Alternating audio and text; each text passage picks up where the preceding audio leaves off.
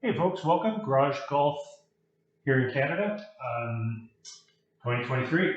Let's go through this. I'm going to take you through everything. I'm going to take you through how I connect everything, all the equipment that I'm using in detail. And then if you have any other questions, just fill them in. Below the video, as you know, on YouTube, I'm going to show you everything though. So this is my fourth season. I started out with SkyTrack and then I upgraded to the GC3 or the Bushnell Launch Pro. They're basically the same thing. I have the unlocked version, so it tracks the ball data, everything. I use these little, you can get these online, little, what you would call it, say little stickers that go on a club. You just need one for the GC3, put it near the top of the blade, and you're all set. So I've got a garage heater, and as you can see, I've got things in the garage. I've got a little shank net there you can get online. The big thing is this is Carl's Place. You get the whole system here, the screen, the cover, except for the steel bars. You can get those at any hardware store, and they give you the measurements, and you just cut them. All you need is a hacksaw or something like that, and then you're all set. The mat here I just got online, and this is a little putting mat. I just put to have a hole at the other end here, as you can see. You know, not bad, nothing fancy. Couple grand, and you're set to this point. The big thing was this: you've got to get yourself a great mat. This mat here is a fiber built. It's the best thing I ever bought. It is absolutely perfect. It's got a spot for the GC3. You can put your clubs up there if you want. A couple of stray balls you can have there. There's also the this part here, which again is phenomenal. The tee is permanent and it goes up and down, so you can slide the thing in and out to set your ball height. There's also 4 mats in one, really, because if that one wears out, which I've been on this thing hitting hundreds of balls, not even nearly one, you can then switch to the one ahead of it, put that one forward, so you get 4 shots at it, which will last you years, I'm sure.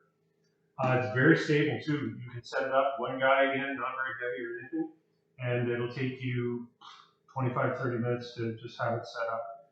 I got some other green here, just off a garden store or something, just to put a little green mat there. Put my clubs to the side, and there you go. This is really the setup. Let me talk to you about the computer though. The technology I'm using to do this video is just called Snagit. You can get it, just Google it, and it allows you to use your my phone as the camera on the computer. It's called iVCam, and I'll put a description of that too, because that's very valuable if you're doing stuff with multi-cameras, because iVCam will hook up to a couple of your older phones if you have them, or your new phone. But I have 2 old phones, so I can do the side camera to see me swinging, and I can also use this camera to have back here to see me swinging and analyze my swing, which is really cool. And that works with the software that comes with the GC3. Really, really cool. Not the GSPRO, but the FSX Play. I think you got to go to the range mode, and you'll see. Okay, so that takes care of that. Now, how do I hook this all up? You see, there's a couple of wires, and you don't need to see this. You don't know what wires look like. The one wire is the power wire. I always keep my GC3 plugged in because I don't want it to run out of juice.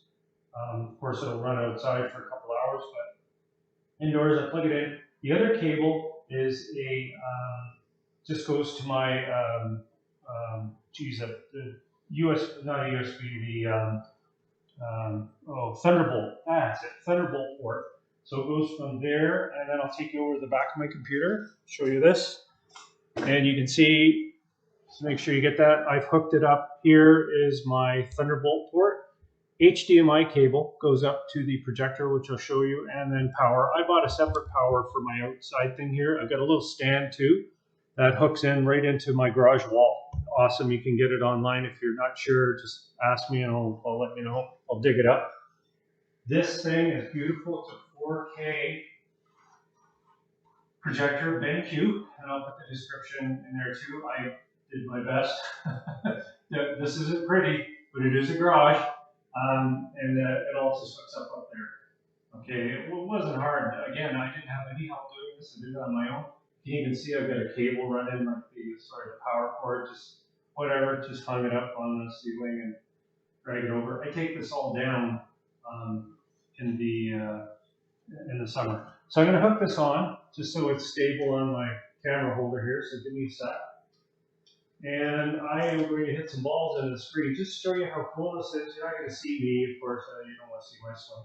But there you go, there's what it looks like. So now again, I'm going to fire this up on my screen and I'm going to show you what I do. I have the connector and I always start the connector first. And you'll see this in the description with a download. And it goes in and you're going to see it say connection, retry, refuse. Don't worry about any of that. It's connecting. It connects. Then we're going to fire up GSPRO. And if it comes up to update, let it update. And rolling up. And there you go. You just start it. Fire that up. So far, so good. I don't think I've forgotten to tell anybody anything. A little bit of music there. And I'm going to be using my cameras, and this is like a teaser. I figured out a way to take the second camera in the FSX software, and I'm going to place it down by the GSPRO looking at the golf ball. And as you know, when you are hitting the ball, the camera will detect your swing using FSX, and it will show you the captures. Well, what you can do is you can just look up at your computer, and if you place your phone, the second phone, down near your GC3, you can see where you impact the ball with the face of the club, I'm very sure, which would be really cool because then your GC3 turns into a GCQuad.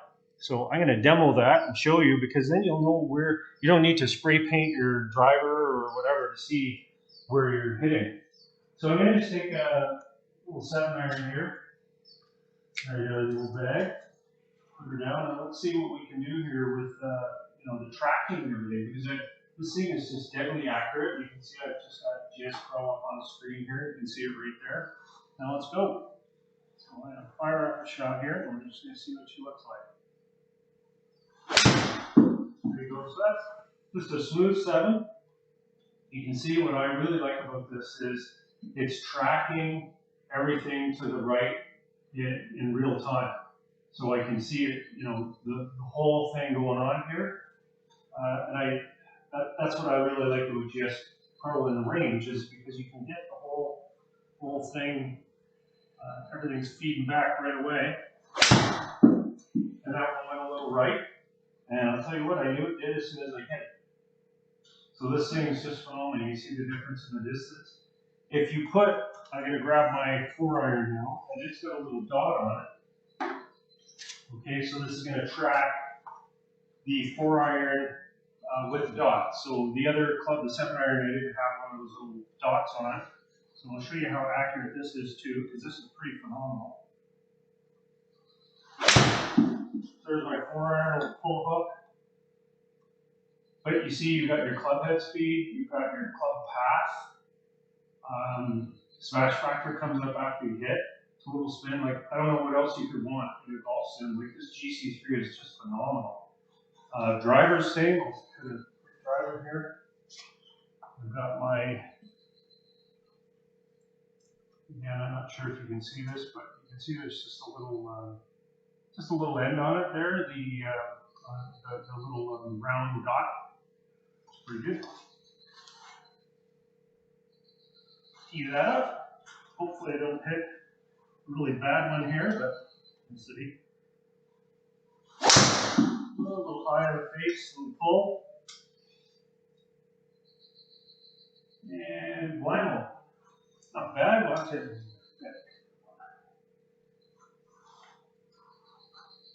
But you see, I got my club speed over 100 there.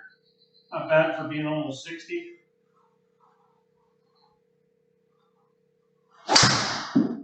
Still getting a little high on the face, but it's getting up there. And that's what I want to do, is I want to set up the second camera on FSX and have it show me where the face is getting hit on the club. And I know I can do it. One more. there we are. Little pull hook again. Not too bad. Okay, so that's it. That was it. I wanted to show everything. I want to make sure that everybody has their questions answered. How high do you need your ceiling? Well, garage height, I guess 12 feet. And that's it. Signing off. Any questions? Just go ahead and fill in the question area.